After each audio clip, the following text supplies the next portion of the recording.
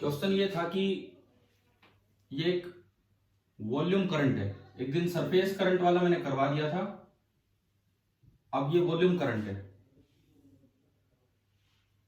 इसका रेडियस दिया नहीं था मैंने सवाल में, मतलब वो रेडियस से इंडिपेंडेंट आना था आंसर जो भी उन्होंने पूछा था। इसका रेडियस हमने थोड़ी देर के लिए मान लिया कि r है, इस तरह से। इस पे एक पतली सी शीट लगा रखी है इंसुलेटिंग, एक पतली सी इंसुलेटिंग शीट लगा रखी है, इस तरह की कोएक्सियल केबल बना रखी है। एंड देन इसके ऊपर दोबारा फिर से एक होलो कंडक्टिंग यही फिर लगा दिया आपने। ये लॉन्ग है, परंतु हम जितनी लेंथ कंसीडर कर रहे हैं वो हमने माना कि वो लेंथ L है, इस तरह से। तो आपको इसका इंडक्टेंस पर यूनिट लेंथ निकालना था। Inductance per unit length, surface current हो या वॉल्यूम करंट हो, हमें किस मेथड से जाना चाहिए? सरफेस करंट हो या वॉल्यूम करंट हो, हमें कौन सा मेथड यूज करना चाहिए? हाफ एल आई स्क्वायर वाला। तो उसमें क्या होता है, देखो आप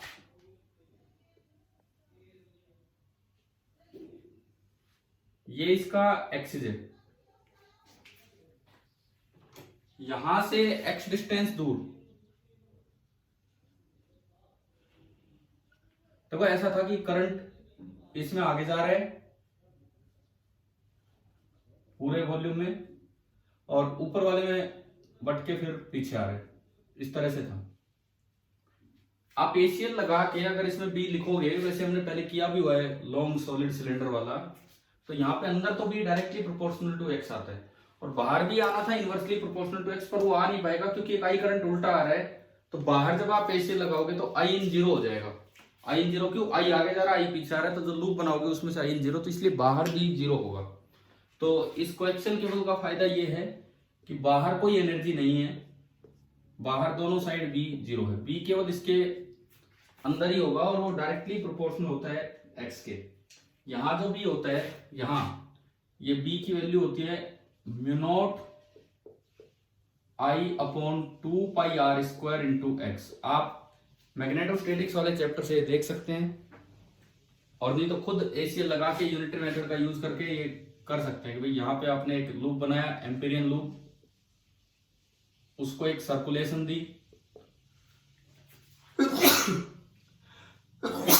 अब इंटीग्रल बी डॉट डीएल उस पर बनेगा बी इंटू 2 पाई एक्स बराबर म्यू नॉट इंटू आई इन। आई इन आप निकाल लोगे यूनिटरी मेथड से कि पाई आर स्क्वायर में आई करंट है, यूनिट में आई अपॉन पाई आर स्क्वायर, और पाई एक्स स्क्वायर में इंटू पाई एक्स स्क्वायर। तो उससे किया हुआ पहले काम, तो ये बी आ गया, इस जगह पे बी आया। अब हमने एक एलिमेंट माना, सॉरी, या आपने एक एलिमेंट माना यूं। एलिमेंट मानने का तरीका ये होता है जो उस दिन सिखाया था उस सवाल में, एक्स से आगे आप थोड़ा सा और आगे जाएंगे, एक्स से आप थोड़ा सा और आगे जाएंगे dx, और इतनी थिकनेस का ये एक एलिमेंट बनेगा, ये एक एलिमेंट बनेगा। और आपको ध्यान होना चाहिए इस एलिमेंट का वॉल्यूम, इस एलिमेंट का वॉल्यूम उस दिन हमने लिखा था। इस एलिमेंट को अगर आप काट पीट के सीधा करेंगे तो एक लेंथ L है, एक लेंथ 2 पाई x है, और एक लेंथ dx है। तो ये वॉल्यूम बना था L इंटू 2 पाई x इंटू dx, ये इसका वॉल्यूम आया था। सेम वही चीज है, बस b का एक्सप्रेशन थोड़ा अलग हो गया। फिर हमने यहां लिखी एनर्जी डेंसिटी। एनर्जी डेंसिटी का फॉर्मूला था B square upon 2 mu not. तो ये मैं पुट किया, तो b का स्क्वायर, ये यहां पे है b, मैं ये रख रहा हूं, mu naught square I square X square upon 4 pi square, और आर स्क्वायर का स्क्वायर होगा आर रेस्ट पावर 4, और डिवाइडेड बाई नीचे है 2 म्यू नॉट। एक म्यू नॉट से एक म्यू नॉट गया, तो ये जो एनर्जी डेंसिटी आई यहाँ पे, ये आ रही है, एक म्यू नॉट बचा, आई स्क्वायर बचा, 8 pi square R raised power 4 और एक्स स्क्वायर। अगर इस रेड कलर वाले एलिमेंट के अंदर डी एनर्जी स्टोर है, तो मैं लिख सकता हूं एनर्जी पर यूनिट वॉल्यूम, और वॉल्यूम इस पार्ट का है L into 2 pi X into D X is equal to mu not I square X square upon 8 pi square R raised power 4। यहां से अगर आप डी निकालते हो, डी तो mu not I square upon 8 pi square R raised power 4 into ये पूरा ऊपर गया L into 2 pi X into D X, और एक बाहर एक्स स्क्वायर था वो इसका एक्स क्यूब बन जाएगा। अब देखो इसमें क्या कुछ कैंसिल आउट हो रहा है, एक पाई से एक पाई गया, एक 2 से ये 4 हो गया, तो ये हमारे पास du का एक्सप्रेशन आ गया। du is coming out to be mu not L X cube, एक आई स्क्वायर है, एक dx है, और divided by 4 pi R raised power 4। हम इंटीग्रेट करके x के रेस्पेक्ट में इंटीग्रेट करके टोटल एनर्जी निकाल लेंगे। अब इंटीग्रेशन करना है तो टोटल एनर्जी स्टोर्ड, तो सब कुछ कांस्टेंट उनको तो बाहर निकालो, mu not constant, L constant, I square constant upon 4 pi R raised power 4 constant, और अंदर बचा एक्स क्यूब dx, और x की लिमिट है 0 से r। जब आप इंटीग्रेशन करेंगे तो आर रेस्ट पावर 4 अपॉन 4 आ जाना है, तो ये u आया mu not L I square upon 4 pi R raised power 4, और इसके इंटीग्रेशन में जब लिमिट वगैरह पुट करेंगे तो आर रेस्ट पावर 4 अपॉन 4। आपको देखो r कैंसिल हो गया, इसीलिए r क्वेश्चन में नहीं दिया था कि ये r से इंडिपेंडेंट आना है। तो फाइनली जो u निकल के आया, u आ रहा है, इसको उस फॉर्म में लिखे तो एक आई स्क्वायर अलग कर लिया, एक हाफ अलग कर लिया, इसके अलावा क्या बचा, आई स्क्वायर उधर गया, हाफ इधर गया, इसके अलावा बच रहा है mu naught into L upon 8 पाई। तो यहां से आप कंपेयर करके बताओ कि इंडक्टेंस कितना है। अगर मैं इसको कंपेयर करूं हाफ एल आई स्क्वायर से, तो हाफ इंटू एल इंटू आई स्क्वायर, तो यहां से अगर मैं देखता हूं तो जो इंडक्टेंस निकल के आ रहा है, it is coming out to be mu not L upon 8 pi. और हमें उस सवाल में निकालना था इंडक्टेंस पर यूनिट लेंथ, जो 2-3 दिन पहले आपको होमवर्क में दिया था, और वो इंडक्टेंस पर यूनिट लेंथ निकल के आ गया म्यू नॉट अपॉन 8 पाई। हाँ जी भाई बताओ, क्या अभी क्लियर हुआ कि नहीं हुआ? अच्छा ये बताओ, ये आंसर किस किस का आया था? बिकॉज मेरे पास केवल एक बच्चे ने, कल दोपहर तक एक बच्चे ने केवल मुझे ये सही आंसर लिख के भेजा था। मेथड नहीं, मैंने मांगा तो पूरा क्वेश्चन था भाई किस तरह आपने सोल्व किया, बट आंसर लिख के भेजा था मेरे पास केवल एक स्टूडेंट ने। हाँ जी, और किसी का आया था कि नहीं आया, या ये ट्राई ही नहीं किया कल भी? गर्वित किया था कि ट्राई? यस सर, किया था ट्राई। फिर कहाँ पे गलती होगी, कहाँ पे मिस्टेक हुई? ये मुझे पता होगा आप एक मिनट, ये बी सही लिखा था आपने? बी तो बस, तो ये तो दिक्कत ही है, बाकी स्टेप तो सेम ही है। ये बी कैसे लिखा है आप अपने मैग्नेटोस्टैटिक्स की कॉपी में देख सकते हो, या ये बताऊं कैसे आएगा ये बी, करके बताऊं क्या ये बी, या हो जाएगा? बताओ, बता दो सर। ठीक है, देखो ये एलिमेंट मानने से पहला काम ये है कि बी कैसे निकाला। एक एनसीईआरटी का सोल्ड एग्जांपल था कि सॉलिड सिलेंडर का बी पूछा उन्होंने, वो हमने आपको क्लास में भी करवाया होगा। उसमें सिलेंडर यूं दिखा रखा था वर्टिकली, इसमें हॉरिजॉन्टली दिखा रखा है। तो देखिए आपने एक एलिमेंट माना, ये बी होगा बाहर की तरफ, क्योंकि करंट जिस तरह जा रहा है, करंट आगे जा रहा है, अंगूठा ऊपर करोगे तो बी यहाँ बाहर की तरफ होगा। अच्छा, जो डीएल होगा वो भी बाहर की तरफ होगा, जो डीएल होगा वो भी बाहर की तरफ होगा। अब एक बार ये देख लो कि बी कैसे निकाला है, ये मिटा दो, ये बाकी पार्ट तो आ गया ना समझ में? Yes sir.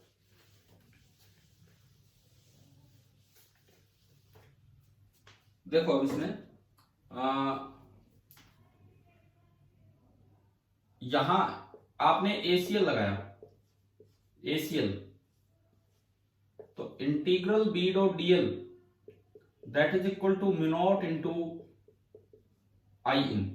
Integral B dot DL is equal to mu naught into I in, ये आपने एसीएल लगाया।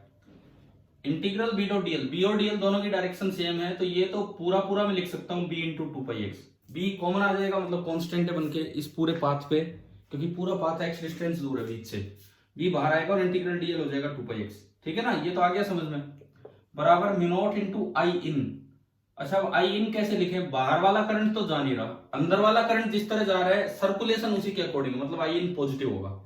कितना होगा? पूरा एरिया है pi R square, pi R square में करंट बटा है आई, तो यूनिट एरिया में बटा होगा I upon pi R square, और हमें जो चाहिए पाई एक्स स्क्वायर इस एरिया में बटा होगा into pi x square. Pi से पाई ये कैंसिल हो गया, तो ये अल्टीमेटली आपका आया, एक एक्स से एक एक्स भी गया, तो देखो बी क्या आया, म्यू नॉट आई इसमें ऊपर है अपॉन ये 2 पाई नीचे जाएगा, 2 पाई एक आर स्क्वायर है और इंटू एक्स, यही मैंने यहां लिखा है। और ये फॉर्मूला है यार, ये याद होना चाहिए हमें, उस चैप्टर का है ये। चलो ये तो बताओ, अंदर वाला पॉइंट आ गया समझ में? हाँ भाई, क्लियर है सभी को कैसे निकाला है बी? Yes sir. अब बाहर और देख लीजिए, बाहर जब आप एक्स डिस्टेंस दूर बाहर जाएंगे तो आपने फिर से एक एम्पीरियन लूप बना दिया, ऐसे ही एक सर्कुलेशन दे दी, इधर तो यही बनेगा, integral B dot DL is equal to mu naught into I in. अब इंटीग्रल बी डॉट डीएल तो हो जाएगा B into 2 pi R is equal to mu naught into I in. अब आई इन कितना होगा? देखो जिस तरह सर्कुलेशन है आई करंट पॉजिटिव होगा, लेकिन एक आई करंट सरफेस से वापस भी तो आ रहा है, तो वो नेगेटिव होगा, तो पूरा पूरा इस लूप के अंदर ये तो आई माइनस आई यानी कि 0, और इसका मतलब जो बी है बाहर कितना आ गया? 0 आ गया। मतलब सारी मैग्नेटिक एनर्जी इसी पार्ट में सिमटी हुई है, इसीलिए हमने इंटीग्रेशन जब किया था तो 0 से बस आर तक ही किया था। तो अब ये वाला मेथड आपके ध्यान में रहेगा कि कैसे इंडक्टेंस निकालने का ये एक तरीका है, ठीक है? सुनो फिर से चीज याद कर लो, अगर लाइन करंट हो तो तरीका वो आसान है कि करंट भेज के फ्लक्स लिखो और 5/I करके एल निकाल लो। अगर सरफेस या वॉल्यूम करंट है, सरफेस करंट का मैंने उस दिन ए और बी वाला करवाया था, वो एलएम में आंसर आ रहा था लोग में, और आज ये वॉल्यूम करंट वाला, तो इनमें आपको फ्लक्स लिखने से ज्यादा आसान रहेगा, आप एनर्जी लिख लो और एनर्जी को हाफ एल आई स्क्वायर से इक्वेट करके एल निकाल लो। तो शायद मुझे लगता है आपको मेथड समझ में आ ही गए होंगे। अच्छा, हमने इंडक्टेंस वगैरह निकालना सीख लिया। कल जो लेक्चर हुआ था, क्या वो मैंने उसमें काफी आराम से आपको बताए थे कल वाले लेक्चर में? क्या वो पार्ट क्लियर है आपको कि अगर वैसे तो सीरीज में L1 प्लस L2 होता है, लेकिन अगर इस तरह अरेंज करके दे दिया जाए कि म्यूचुअल इंडक्टेंस भी देखना पड़ जाए, तो कब क्या आया? कल किए थे ना 2 सवाल, एक में आया L1 plus L2 plus 2m, एक में आ रहा था माइनस 2m। क्या वो क्लियर है सभी को कैसे किए थे हमने? Yes sir. ठीक है। अच्छा, एक क्वेश्चन फिर मैंने ये कहा था कि वो जो क्वेश्चन नंबर 58 था आपका, क्वेश्चन नंबर 58 एचसीवी का, मैंने यार उस दिन एक 15 मिनट के लेक्चर में, जिस दिन आपकी क्लास नहीं दी थी, एक 15 मिनट के लेक्चर में खुद ही रिकॉर्ड करके आपको भेजा था, जो शायद आपने देख ही लिया होगा, क्वेश्चन नंबर 58।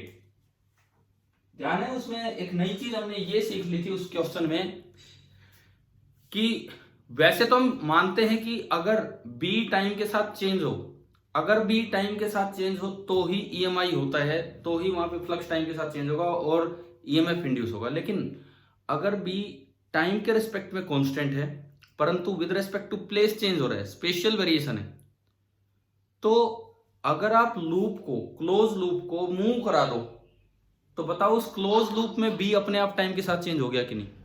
पहले लूप यहां था, यहां भी कुछ है, थोड़ी देर बाद लूप यहां है, यहां भी कुछ और हो गया, तो बताओ उस लूप के लिए टाइम के रिस्पेक्ट में बी चेंज हो गया है कि नहीं? हो गया सर। देखो वैसे तो बी टाइम के रिस्पेक्ट में चेंज नहीं हो रहा, यहां भी जो है वही है, यहां भी अलग है लेकिन जो है वही है। तो हमने क्या किया, लूप को परमानेंटली रखा नहीं, लूप को मूव करा दिया। लूप को मूव करवाया तो पहले उसमें फील्ड ज्यादा था, फील्ड कम हो गया, तो इट मीन्स हमने स्पेशल वेरिएशन को टेम्पोरल वेरिएशन बना दिया। ये था उस सवाल में, समझ में आया ना? इसीलिए वो क्वेश्चन मैंने क्लास में लिया था। अब मैं एक बार दोबारा से ले रहा हूँ यार, आप लोग, मुझे समझ नहीं आ रहा आप मुझे भेजते क्यों नहीं हो? मैं जब कल बोला कि ये 2 सवाल आप कुछ भी किया है भेजिए, एक फोटो खींच के तो डालनी होती है, ठीक है? हम चेक भी करें कि क्या करवाया क्या नहीं आपने। कौन सा था क्वेश्चन नंबर 58 था ना उस दिन एचसीवी का? हाँ देखो, क्वेश्चन नंबर 58 का दूसरा मेथड आप देखिए, आपके इलेक्ट्रोमैग्नेटिज्म का बेस्ट चैप्टर ये चल रहा है EMI। जैसा मैकेनिक्स में रोटेशन होता है उस तरह से, तो इस पे थोड़ा टाइम लगाओ भाई, हम फटाफट एसी पे नहीं जा रहे हैं।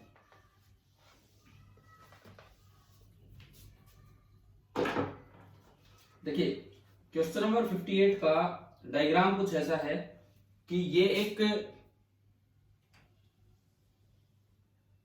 करंट कैरिंग वायर है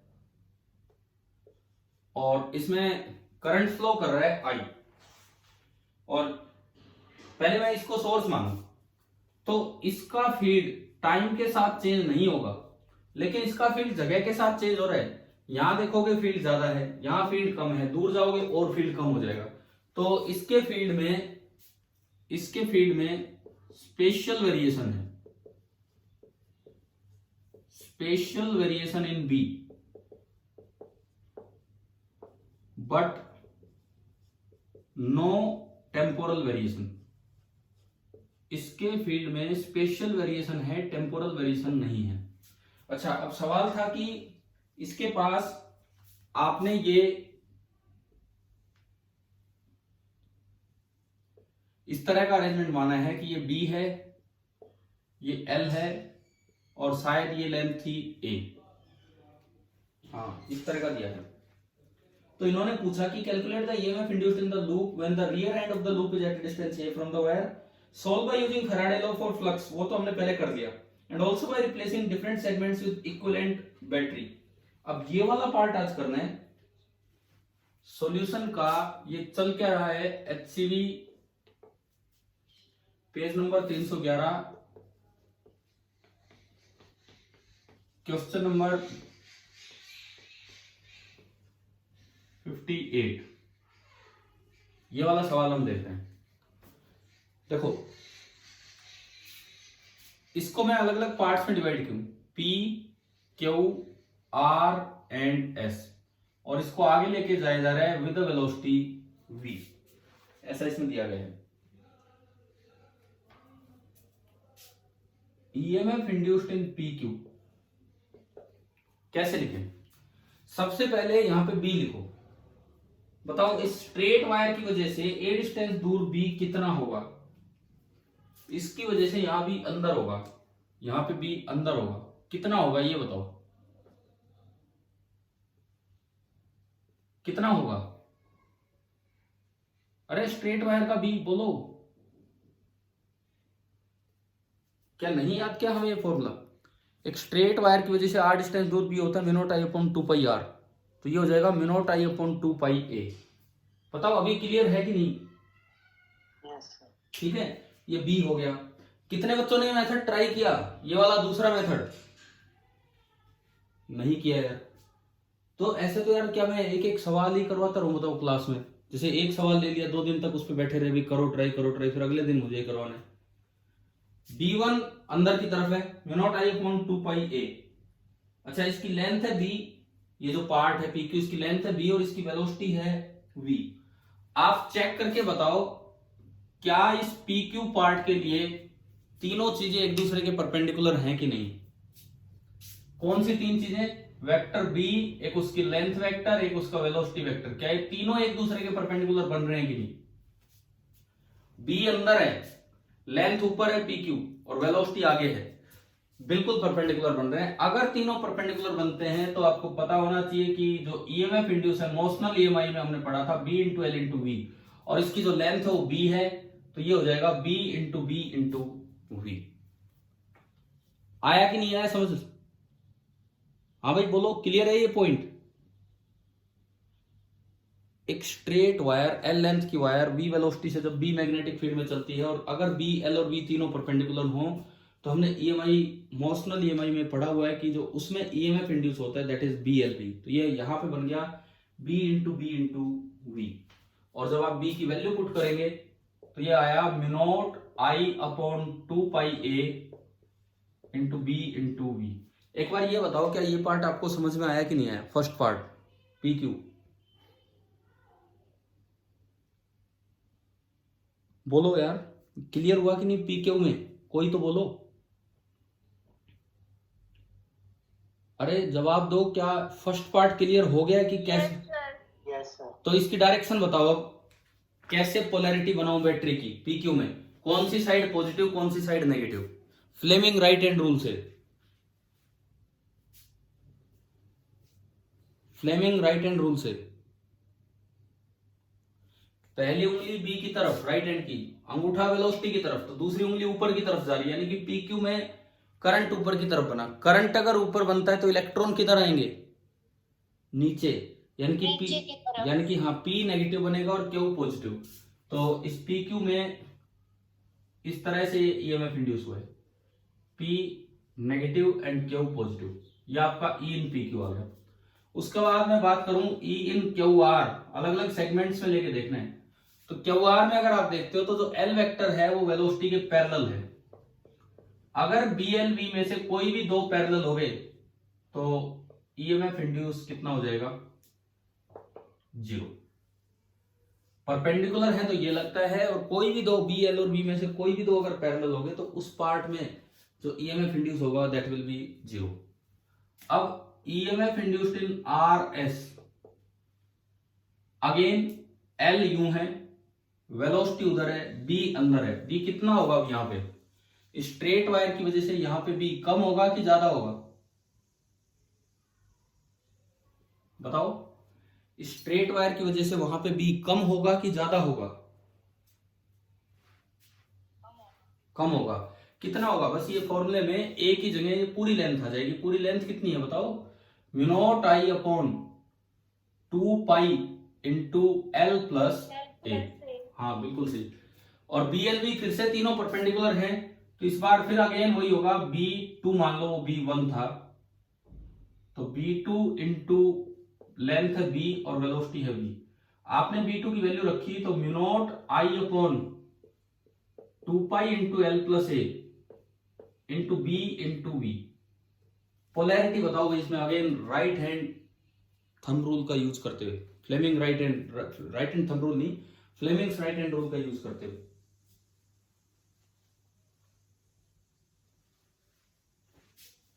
बताओ आर और एस में कौन सा पॉजिटिव बनेगा कौन सा नेगेटिव बनेगा, किस साइड पॉजिटिव किस साइड नेगेटिव।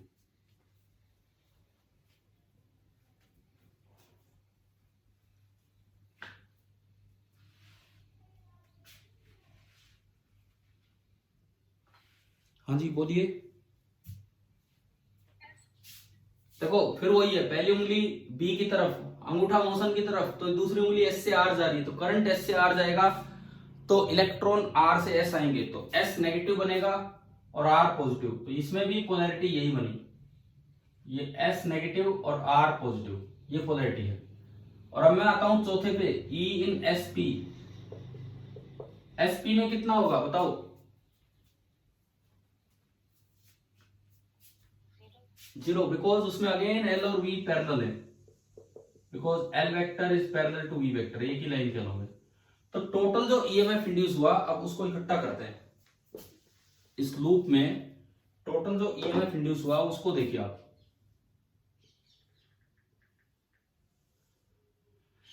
इस ब्रांच में इस तरह से इंड्यूस हुआ है, ये पॉजिटिव ये नेगेटिव, और ये जो ईएमएफ इंड्यूस हुआ है this is mu not I B V upon 2 pi A. लेकिन इस ब्रांच में भी इसी तरीके से इंड्यूस हुआ है, और यहां इंड्यूस हुआ है mu not I B V upon 2 pi into L plus A. अब ये दोनों सीरीज में हैं, लेकिन पोलैरिटी इस लूप के लिए दोनों की सेम है कि अपोजिट है, दोनों एक दूसरे को सपोर्ट कर रहे हैं कि अपोज कर रहे हैं, बोलिए। ये दोनों इस लूप में एक दूसरे को अपोज कर रहे हैं कि सपोर्ट कर रहे हैं, अपोज कर रहे हैं, अपोज।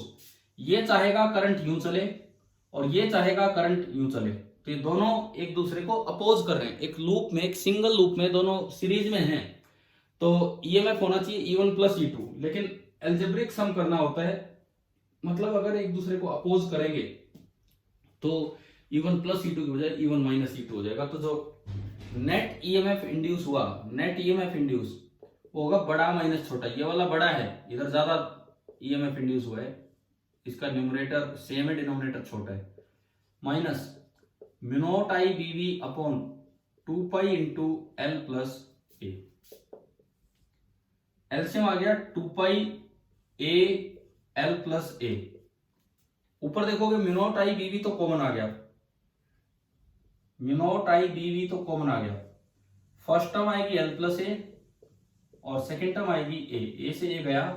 तो फाइनली जो ईएमएफ इंड्यूस आ रहा है that is mu not I B L V upon 2 pi A into L plus A. क्या उस दिन यही आंसर आया था? आप एक बार अपना आंसर मैच कर दीजिए। बुक अगर आपके पास हो तो आप वहां से देख सकते हैं। देखो उस दिन जो मेथड करवाया था अभी 2 दिन पहले, कब की बात है, कल परसों की बात होगी शायद, तो उसमें जो मेथड मैंने आपको करवाया था वो था पहले फ्लक्स लिखा, क्योंकि स्पेशल वेरिएशन है तो flux direct B dot S से नहीं आया बल्कि इंटीग्रेशन से आया। पहले फ्लक्स लिखा और फिर D phi by D T से ईएमएफ इंड्यूस निकाला। आज कैसे करवाया, चारों पार्ट्स में अलग अलग देख के और फिर उनका सम कर दिया कि क्या होगा क्या नहीं। अभी बताओ क्या दोनों मेथड क्लियर हो गए हैं कि नहीं? हाँ भाई, ये दूसरा मेथड आया समझ में किस तरह से हमने किया है? ठीक है।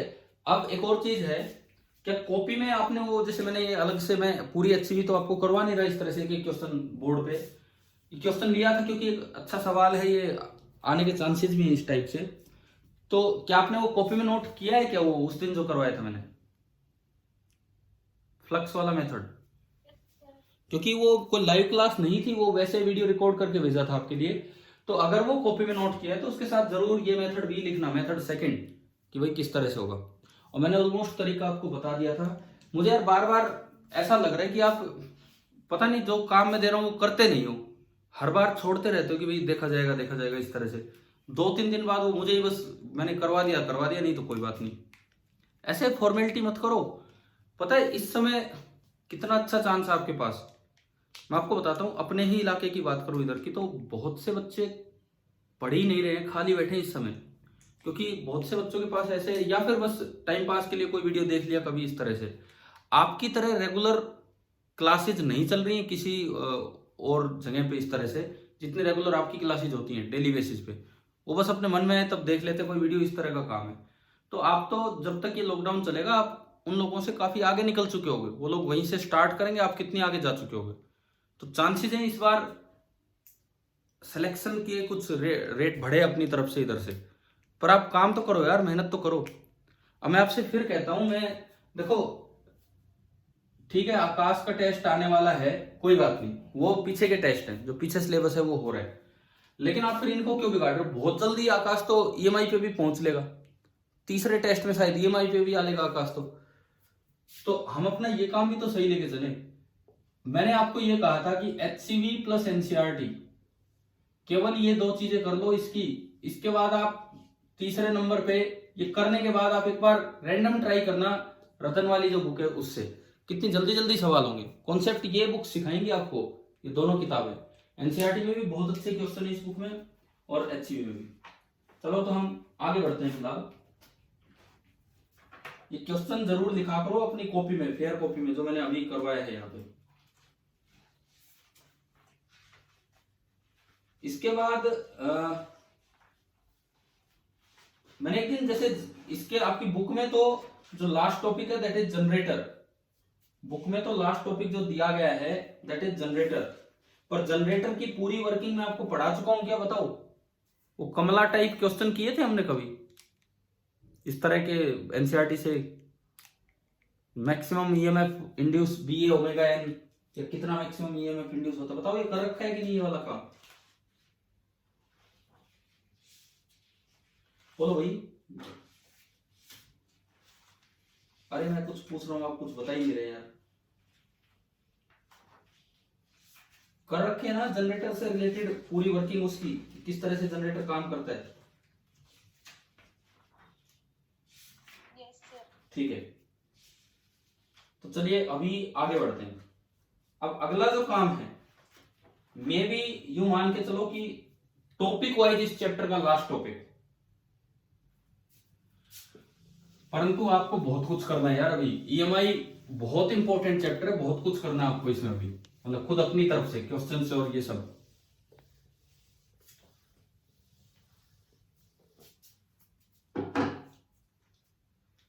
अगला टॉपिक जो हमारा रहेगा that is induced electric field due to unsteady magnetic field. Induced electric field due to unsteady magnetic field. Unsteady मतलब वेरिंग विद टाइम। दरअसल ईएमआई यही तो है, ईएमआई यही तो है कि भाई मैग्नेटिक फील्ड अगर टाइम के साथ चेंज हो रहा है तो वो अपना इलेक्ट्रिक फील्ड प्रोड्यूस कर देगा, यही ईएमआई है। लेकिन अभी तक हम केवल ईएमएफ के फॉर्मूले निकालते रहे हैं। अभी तक हमने जो इस चैप्टर में पढ़ा है ईएमएफ पढ़ लिया कि भाई कितना ईएमएफ इंड्यूस होगा, induced electric field due to unsteady magnetic field में हम केवल ये निकालते रहे कि भाई कितना ईएमएफ इंड्यूस होगा और उसके फॉर्मूले, फ्लक्स रूल या कैसे मोशनल ईएमआई, ये सब। लेकिन अगर ईएमएफ आया है तो इसका मतलब उस कंडक्टिंग वायर में करंट आया होगा। अगर ईएमएफ आया इसका मतलब उस कंडक्टिंग वायर में करंट आया होगा। कंडक्टिंग वायर में अगर करंट आया होगा इसका मतलब है कि जरूर कोई फील्ड आया होगा, क्योंकि इलेक्ट्रोस्टैटिक कंडीशन में तो कंडक्टर में फील्ड होता ही नहीं है। कंडक्टिंग वायर में अगर करंट आया है इसका मतलब कोई फील्ड आया है। वो जो फील्ड है उसके बारे में अब हम चलेंगे। और जो पुराना फील्ड होता था, जो यूनिट फर्स्ट में आप पढ़ के इलेक्ट्रोस्टैटिक फील्ड, उससे फील्ड थोड़ा अलग है। किस तरीके से अलग है वही हमें देखना है। सबसे पहली बात तो ये आती है कि कंडक्टर हो या ना हो, क्या unsteady magnetic field electric field फैलाता है कि नहीं। देखो एक छोटा सा सवाल, स्टार्टिंग जहां से हो रही है, इतना रीजन है और कोई कंडक्टर नहीं है, नो कंडक्टर इज प्लेस्ड, कहीं कोई कंडक्टर नहीं रखा है। और ये इतना सा रीजन है जिसमें मैग्नेटिक फील्ड है। मान लो मैग्नेटिक फील्ड है अंदर की तरफ, ये एक इलाका है जिसमें मैग्नेटिक फील्ड अनस्टेडी है। अनस्टेडी का क्या मतलब है, क्या लिखा मैंने बोर्ड पे, अनस्टेडी का क्या मतलब है बताओ। कि वो as a function of time हम रिप्रेजेंट कर रहे हैं, मतलब टाइम के साथ चेंज हो रहा है। और बाहर भी जीरो है, कोई कंडक्टर आसपास है ही नहीं और बाहर भी जीरो है। तो हमने ये तो देख लिया कि unsteady magnetic field EMF produce करता है। ईएमएफ प्रोड्यूस करने का मतलब है कोई इलेक्ट्रिक फील्ड प्रोड्यूस करता होगा। अब पहली बात तो ये आती है, क्या ईएमएफ वहां भी प्रोड्यूस हो जाता है, क्या इलेक्ट्रिक फील्ड वहां भी प्रोड्यूस हो जाता है जहां बी नहीं है। बताओ, क्या इस रीजन का मैग्नेटिक फील्ड केवल इसी रीजन में इलेक्ट्रिक फील्ड प्रोड्यूस कर पाएगा या बाहर भी कर पाएगा ड्यू टू ईएमआई। मान लो इसका रेडियस है आर, सपोज इसका रेडियस है आर, और मैं यहां पूछ रहा हूं एक्स डिस्टेंस दूर यहां। तो मेरा ये कहना है आपसे कि जहां मैग्नेटिक फील्ड नहीं है, क्या वहां भी इस मैग्नेटिक फील्ड के टाइम वेरिएशन का असर पहुंचेगा क्या, कि वहां भी इलेक्ट्रिक फील्ड आएगा कि नहीं आएगा। बताओ यार, कैसे चेक करें। आप एक लूप बना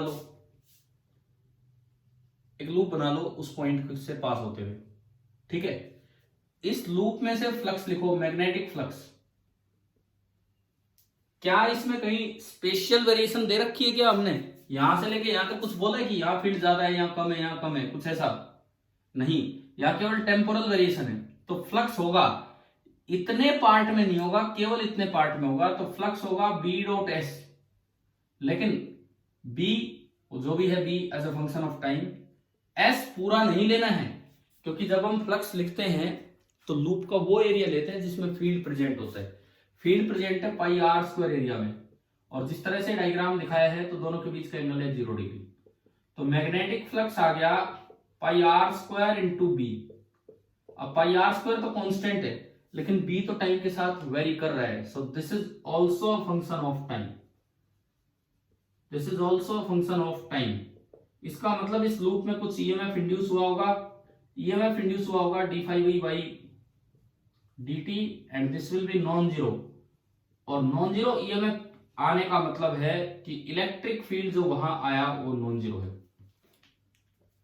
सबसे लास्ट टॉपिक हम चला रहे हैं इस चैप्टर का, और बड़ा कंसेप्चुअल सा टॉपिक है, ध्यान से सीखना है।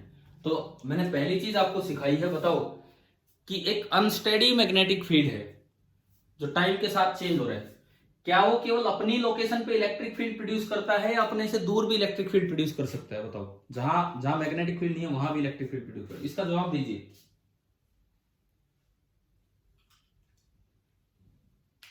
इसका जवाब दीजिए भाई कि एक अनस्टेडी मैग्नेटिक फील्ड क्या उस जगह इलेक्ट्रिक फील्ड प्रोड्यूस कर सकता है जहां मैग्नेटिक फील्ड है ही नहीं? बोलो अब, यस और नो।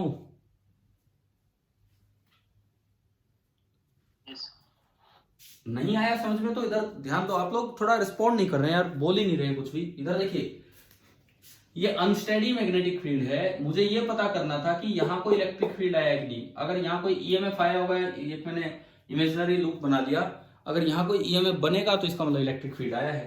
तो हमने क्या किया, इस पूरे में से फ्लक्स निकाला बी डॉट एस। एक बात तो ये बड़ी क्लियर होनी चाहिए कि कब तो फ्लक्स को इससे निकालते हैं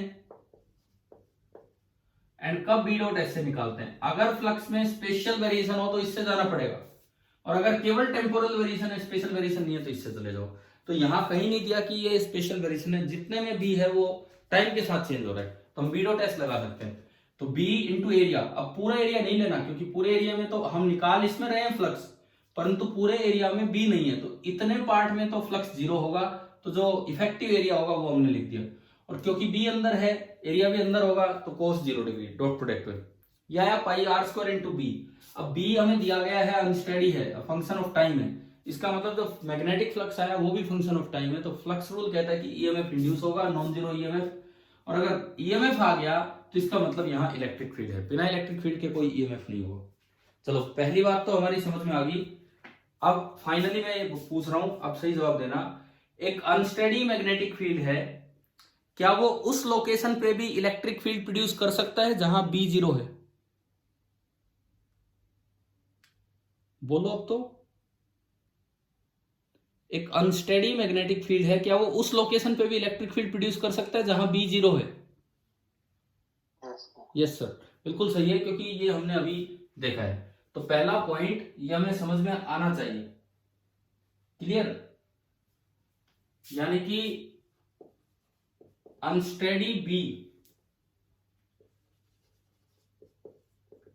प्रोड्यूसेस या कैन प्रोड्यूस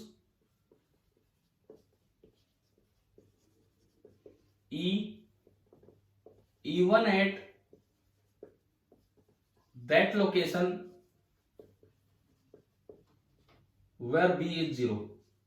भाई जो स्टेटमेंट टाइप क्वेश्चन आते हैं उनमें तो ऐसी स्टेटमेंट्स बन के आ जाएंगी, फिर कंफ्यूज हो जाएंगे हम। दूसरी बात, अगर वहां कंडक्टर नहीं रखा है क्या तब भी ई प्रेजेंट होगा? क्योंकि हमें असर तो तब दिखेगा जब यहां कोई कंडक्टर हो, हमें असर तो तब दिखेगा जब यहां कोई कंडक्टर हो। मान लो यहां कोई कंडक्टर ही नहीं रखा है, क्या तब भी यहां ई रहेगा या नहीं रहेगा? इस बात का और जवाब दो। ये जो ब्लू कलर वाला मैंने बाहर का लूप बनाया है, अगर यहां कंडक्टर में ना रखूं तो हमें तो कुछ दिखना ही नहीं क्या होना क्या नहीं, क्या तब भी यहां पे ई प्रेजेंट है या नहीं है? तो मैं इस लाइन को आगे बढ़ाता हूं। अनस्टेडी बी मतलब time varying B can produce E even at that location, उस लोकेशन पे भी ई प्रोड्यूस कर सकता है वेयर बी जीरो और where conductor is not present, और where the conductor is not present. चाहे बी जीरो हो चाहे कंडक्टर प्रेजेंट नहीं हो, जो अगर फ्लक्स टाइम के साथ चेंज हो रहा है तो वो ई प्रोड्यूस करेगा। पहली बात तो ये है। अब दूसरी बात, ये जो फील्ड है ये थोड़ा अलग होता है। ये फील्ड इलेक्ट्रोस्टैटिक फील्ड से अलग है। ये जो इंड्यूस्ड इलेक्ट्रिक फील्ड है ड्यू टू ईएमआई, ये इलेक्ट्रोस्टैटिक फील्ड से अलग है। तो अभी हम फील्ड का एक्सप्रेशन निकालने वाला काम तो आज नहीं कर पाएंगे, ये काम तो कल पे जाएगा। अभी हम सीखेंगे कि इस फील्ड में और जो इलेक्ट्रोस्टैटिक फील्ड पीछे हम पढ़ के आए, उन दोनों फील्ड्स में क्या डिफरेंस है, उस चीज पे हम चलते हैं। देखिए,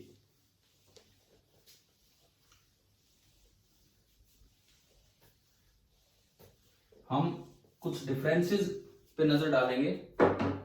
किन किन फील्ड्स में दो तरह की इलेक्ट्रिक फील्ड हम पढ़ रहे हैं। एक जो चैप्टर 1 में आप पढ़ के आए इलेक्ट्रोस्टैटिक्स में, उस फील्ड को हम बोल देते हैं, वैसे तो हम इलेक्ट्रिक फील्ड बोलते आए हैं, लेकिन अब डिफरेंस बताना है तो उसको नाम दिया जाएगा इलेक्ट्रोस्टैटिक फील्ड। और दूसरा जो फील्ड हम अभी लेके चल रहे हैं that is induced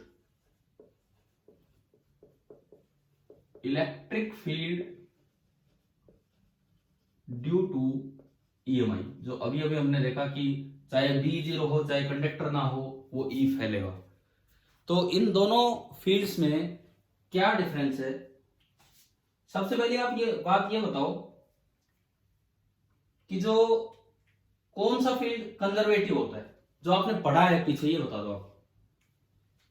electrostatic field conservative होता है कि नॉन कंजर्वेटिव? इस बात का जवाब दीजिए। हाँ जी, इलेक्ट्रोस्टैटिक फील्ड ये वाला कंजर्वेटिव होता है कि नॉन कंजर्वेटिव? कंजर्वेटिव। जबकि ये जो अभी हम नया फील्ड पढ़ रहे हैं ये नॉन कंजर्वेटिव होता है। इलेक्ट्रोस्टैटिक फील्ड जो है, पहला डिफरेंस ये आया कि it is conservative. It is conservative का मतलब है that is work done by this field in moving a charge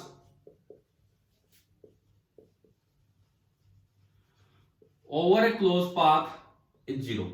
एक क्लोज पाथ में अगर आप किसी चार्ज को चलाएंगे तो इसका वर्क डन जीरो होता है। जबकि इस फील्ड की विशेष बात यह है कि क्लोज पाथ में चार्ज चलाने पे वर्क डन नॉन जीरो आता है। It means it is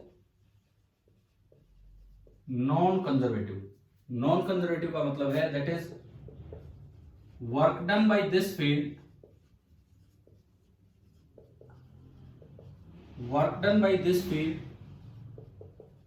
in moving a charge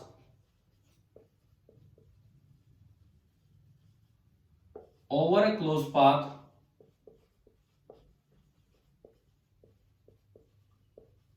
may be non zero. ये पहला पॉइंट। दूसरा पॉइंट, आप ये बताओ इलेक्ट्रोस्टैटिक फील्ड लाइन जो हुआ करती थी, इलेक्ट्रोस्टैटिक फील्ड लाइन वो क्लोज लूप्स होती हैं या नहीं?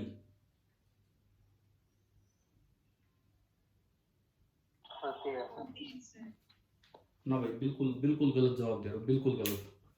पता है उस समय हमने एक बात पढ़ी थी कि electrostatic field lines never form close loop. NCERT chapter 1 में लिखा है कि it follows from the conservative nature of field. और मैंने आपको ये एक्सप्लेन भी किया हुआ है क्लास में, ये जब फिजिकल क्लासेस चलती थी वहां पे, रेगुलर क्लासरूम, उनकी बातें हैं, ऑनलाइन नहीं ऑफलाइन जब अपना काम होता था, कि आप क्लोज लूप मान के और फिर कॉन्ट्राडिक्शन से हमने प्रूव कर दिया था कि it can never be close. क्योंकि अगर क्लोज लूप होगा तो क्लोज पाथ पे वर्क डन नॉन जीरो आ गया था, जबकि कंजर्वेटिव फील्ड का वर्क डन जीरो होता है। कुछ याद आ रहा है कि नहीं इस तरह का? ये अपनी कॉपी में थोड़ा सा रिवीजन रखो भाई इन चीजों का। आपका आकाश का टेस्ट भी तो आ रहा है, उसमें भी तो वो पार्ट है पीछे वाला, तो एटलीस्ट वो चीजें ध्यान दीजिए। तो इधर की बात क्या होगी कि यहाँ की जो फील्ड लाइंस हैं, ये वाली field lines, these are never closed loops या कर्व्स। आपको याद होगा इनमें बताया जाता है कि these lines originate from positive charge and terminate on negative charge. पढ़ा है ना ये हमने? ठीक है, पॉजिटिव से स्टार्ट होते हैं, नेगेटिव पे खत्म होते हैं, कभी भी क्लोज लूप नहीं बनेगा। इवन एनसीईआरटी फर्स्ट चैप्टर में क्वेश्चंस भी हैं, पूछा कि कौन सी फील्ड लाइन पॉसिबल है, तो वहां जब बात करते तो हम इस फील्ड की बात ही नहीं करते, वो केवल इलेक्ट्रोस्टैटिक फील्ड की बात होती है। तो जिनमें भी क्लोज लूप दिखता है तो वो खत्म हो जाता है। ये होता क्या है कि ये पॉजिटिव से स्टार्ट होते हैं ये लाइंस, और नेगेटिव पे जाके टर्मिनेट हो जाती है या फिर इंफिनिटी तक चलती रहती है। जबकि जो इंड्यूस्ड इलेक्ट्रिक फील्ड लाइंस होती हैं वो दरअसल ज्यादातर क्लोज कंसेंट्रिक कर्व में ही मिलती है। The field lines are generally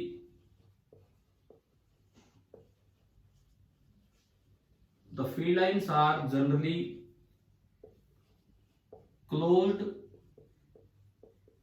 concentric curves। Concentric हो ना हो, जनरली ऐसा होता है, लेकिन क्लोज कर्व मिलती है।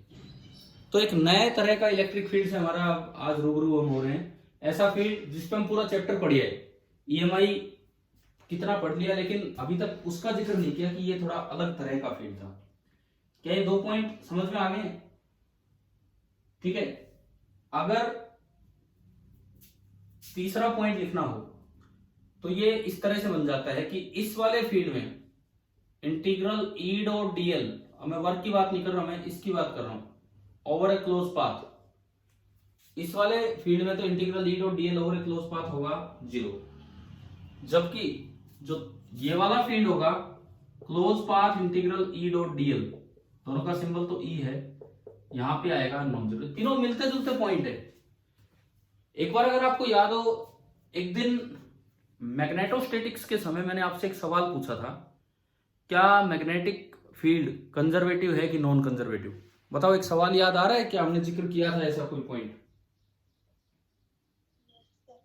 तो बताओ उसका आंसर क्या था? मैग्नेटिक फील्ड कंजर्वेटिव है कि नॉन कंजर्वेटिव? बताइए।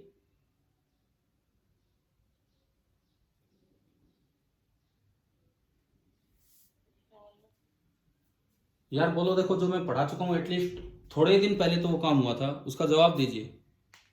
और ये कई दिन आपके पास रहा था ये सवाल, फिर मैंने 2-4 दिन के बाद ये डिस्कस करवाया था कि क्या है क्या नहीं, तो अब तो हमें याद होना चाहिए अच्छे से। बताओ। Non conservative. ना, We आपको can't judge it and हाँ हाँ, believe. मैंने ये कहा था कि कंजर्वेटिव और नॉन कंजर्वेटिव की बात तब आती है जब वो चीज का कभी वर्क 0 और कभी नॉन जीरो, तो हमें देखना पड़ता है कि कंजर्वेटिव है नॉन कंजर्वेटिव। मैग्नेटिक फोर्सेस की खास बात क्या थी कि इनका वर्क डन हमेशा कितना होता है? 0। याद है आपको?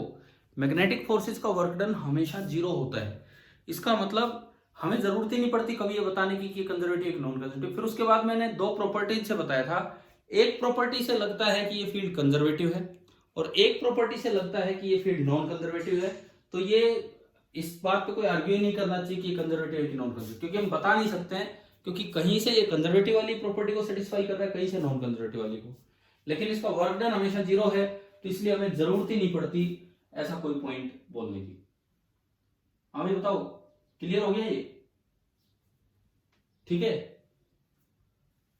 चौथा पॉइंट, अब क्योंकि कंजर्वेटिव है, क्या कंजर्वेटिव वर्क में, कंजर्वेटिव फील्ड में 2 पॉइंट्स के बीच का अगर आपको पोटेंशियल डिफरेंस लिखना हो, क्या वो पाथ पे डिपेंड करेगा या नहीं करेगा?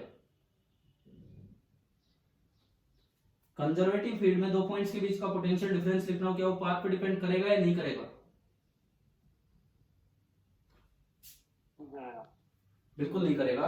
यानी कि यहां अगर आप लिखते हैं VA minus VB, this is independent of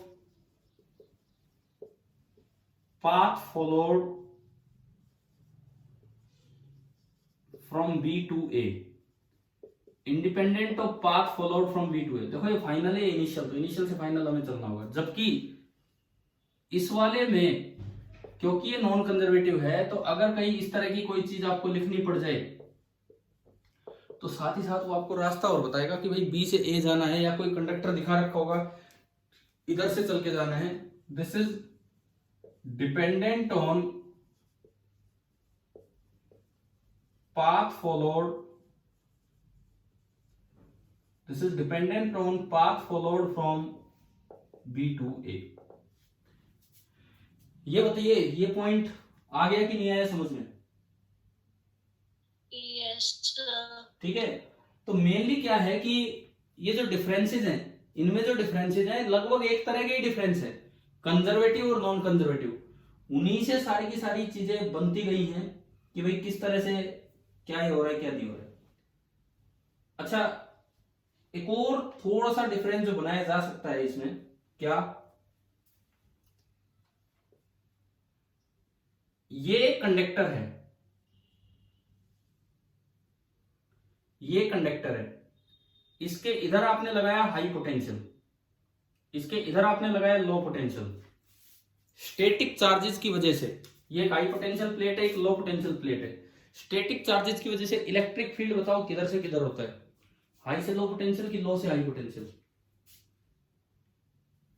बताओ फील्ड की डायरेक्शन बताओ किधर से किधर होगी, हाई से लो पोटेंशियल कि लो से high potential, High to low. High to लो।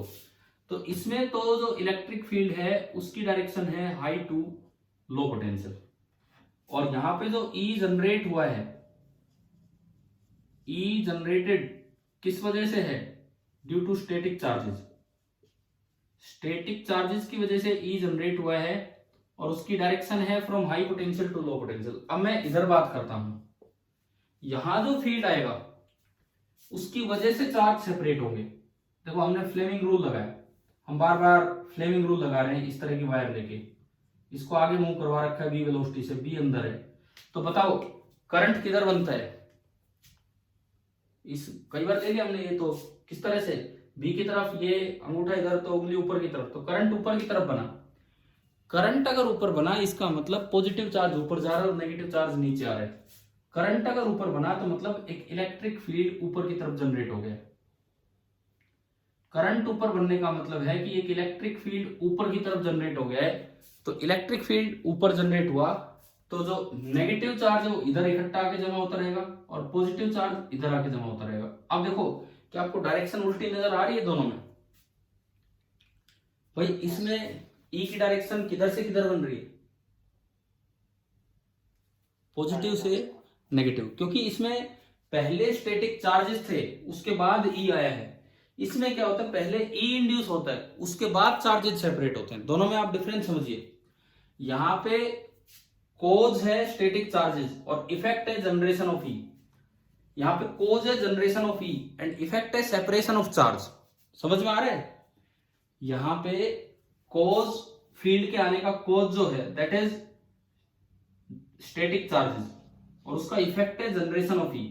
यहां पे किसी वजह से ई जनरेट हो गया, वो कोज है सेपरेशन ऑफ चार्ज का, और ई की वजह से अगर चार्ज सेपरेट हो गए तो उधर पॉजिटिव हो गया और इधर ये नेगेटिव हो गया। क्लियर हो रही है बात?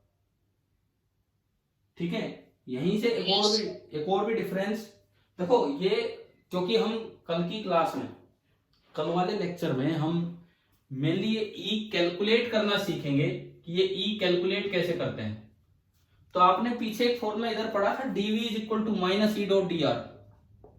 बताओ ये वाला फॉर्मूला पढ़ा हुआ है, dv is equal to minus E dot D R. बताओ ये याद आ रहा है कि ये वाला फॉर्मूला? ठीक है। अब ये फॉर्मूला जब यहां लगाएंगे तो माइनस हट जाएगा, dv is equal to E dot D R. क्यों हट गया माइनस? ये आखिरी पॉइंट ही हमें समझा रहा है, माइनस हट गया इधर। क्यों हट गया माइनस?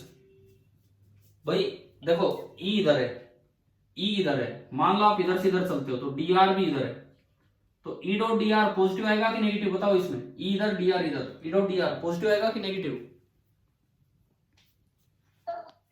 ई इधर है, आप इसी डायरेक्शन में चल के गए आगे, तो ई डॉट डी आर पॉजिटिव आएगा कि नेगेटिव? पॉजिटिव। ऐसे इसमें भी आप डी आर इधर चल के गए यहां से यहां, तो ई डॉट डी आर यहां भी पॉजिटिव है यहां भी पॉजिटिव है। अब डीवी देखते हैं। डीवी का मतलब है final potential minus initial potential. DV का मतलब है final potential minus initial potential. तो यहां देखो इधर फाइनल पोटेंशियल कम है और इनिशियल पोटेंशियल ज्यादा है। आप ऐसे चल के गए हो, फाइनल कम है इनिशियल ज्यादा है, तो डीवी नेगेटिव है कि पॉजिटिव है? फाइनल पोटेंशियल कम है इनिशियल पोटेंशियल ज्यादा है, तो चेंज इन पोटेंशियल नेगेटिव है कि पॉजिटिव है? नेगेटिव। डीवी तो नेगेटिव है और E dot D R positive है, तो रिलेशन क्या बनेगा?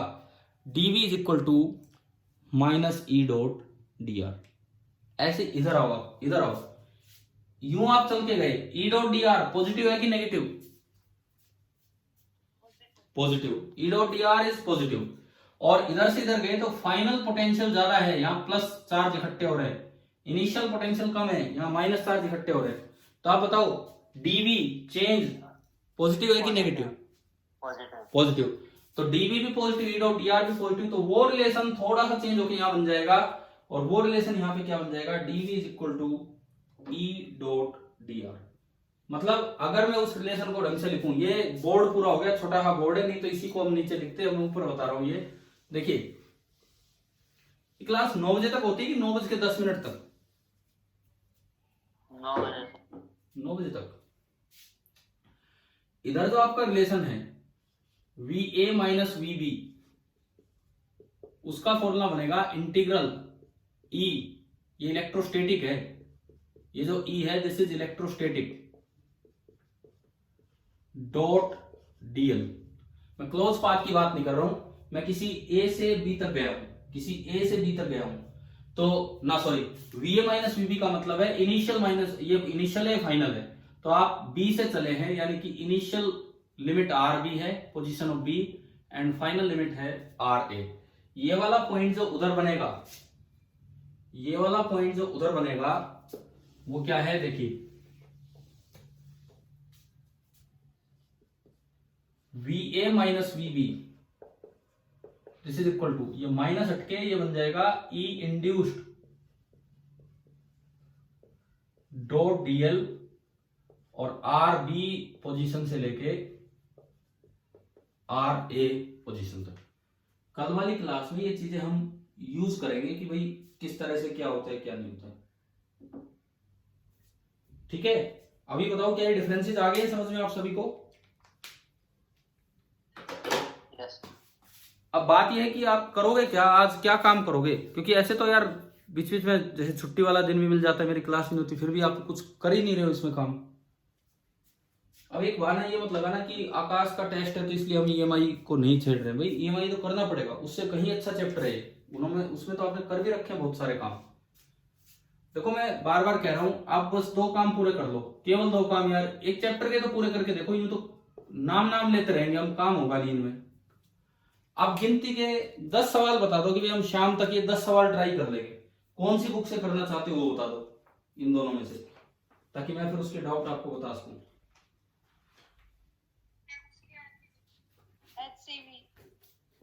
ना आकाश, ये आकाश क्या है, आकाश में मतलब फिर वो तो पीछे ही जा रहे हैं हम वापिस ही। हाँ तो एनसीईआरटी करवा रहा हूं मैं, तो पहले लिखा मैंने एनसीईआरटी, उसमें क्वेश्चंस कम है तो जल्दी होगा वो चैप्टर पूरा। तो आप एक काम करेंगे आज, देखो आप केवल और केवल एक काम कर लो यार आज, एक तो इसके 11 तो सोल्ड एग्जाम्पल, अब करते तो नहीं हो ना, मैं बोल तो देता हूं फिर उसके बाद करते तो नहीं हो आगे। 11 सोल्ड एग्जाम्पल आप बहुत जल्दी कर देंगे, पढ़ने का काम है, आप पढ़ भी दोगे उनको, इस तरह का काम है। प्लस एक्सरसाइज के पहले 10 सवाल, एडिशनल एक्सरसाइज से पहले 10 सवाल, ये 21 क्वेश्चन आपको टाइम नहीं लगेगा, क्योंकि 11 तो सोल्ड है, कई आपने कर भी रखे हैं, और पहले 10 मैंने एडिशनल से पहले कई दिए, तो आप ये 21 क्वेश्चन आज करके रखें। दूसरी बात, गर्वित आपसे बात कर रहा हूं मैं, आकाश का हमने जैसे टेस्ट बोला हुआ था आज के लिए, फ्राइडे के लिए, लेकिन रुको हम 1-2 दिन और रुक रहे हैं उसके लिए, सेकंड चैप्टर के लिए। आप थोड़ा सा ध्यान इस पे भी लगाओ, और आज शाम तक ये 21 सवाल करके आप अपने डाउट्स भेजेंगे, तो मैं शाम को ही क्लियर करवा दूंगा डाउट, शाम को ही आपको क्लियर कर दूंगा भाई कितने क्या है क्या प्रॉब्लम। हाँ जी क्या, लेकिन वो 7 बहुत अच्छे हैं, उनमें 1-1, 2-2 करके किए जाएंगे, वो बहुत अच्छे सवाल हैं। तो ये 11 में से बहुत से तो आपने कर भी तो रखे हैं, तो 11 और 10 21, टाइम नहीं लगेगा, जल्दी हो जाएंगे, ठीक है। सर एक बार फिर से बताओ कौन कौन से करने हैं? एनसीईआरटी टेक्स्ट बुक के 11 तो हैं सोल्ड एग्जाम्पल EMI चैप्टर में, और 10 हैं एडिशनल एक्सरसाइज से पहले के क्वेश्चन, मतलब ठीक है ना। बस आप एडिशनल एक्सरसाइज पे मत जाओ, वो अच्छे सवाल हैं, आप पहले ये 21 सवाल आज करके रखिए, इनमें से कई आपने कर रखे हैं सोल्ड एग्जाम्पल वाले, ये 21 आप शाम तक करके रखे। देखो मैं तो वेट ही करता रह जाता हूँ, लेकिन आपके डाउट्स आते नहीं है, और फिर हम आगे बात करेंगे अगला काम क्या करना है क्या नहीं। चलिए ठीक है, थैंक यू, आज का टाइम हो रहा है, धन्यवाद।